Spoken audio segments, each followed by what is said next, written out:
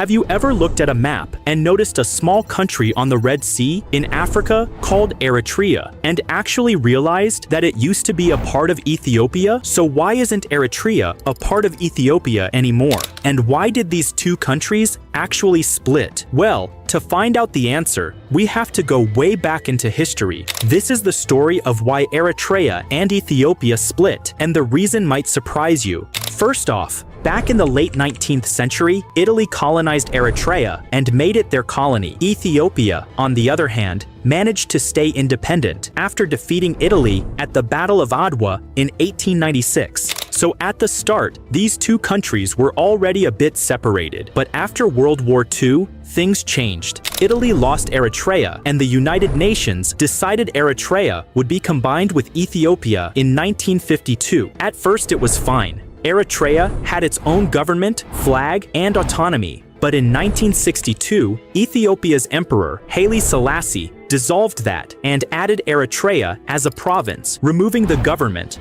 flag, and autonomy. That didn't sit well with Eritreans, and so began a long struggle, the Eritrean War of Independence. For 30 years, from 1961 to 1991, Eritrea fought against Ethiopian governments, from Selassie's monarchy until 1974 to the Derg military regime, the time period after that. Finally, in 1991, the Eritrean rebels, along with Ethiopian rebels fighting against the Derg, managed to win. In 1993, Eritrea held a referendum supervised by the United Nations. The result? 99.8% of the people voted for independence. On May 24th, 1993, Eritrea officially became an independent country. But the story didn't end there. At first, Eritrea and Ethiopia had good relations. But by 1998, a border dispute escalated into a brutal two-year conflict. Even after peace was signed, tensions were around for decades. Only in 2018 did the two sides finally remain peaceful, at least officially.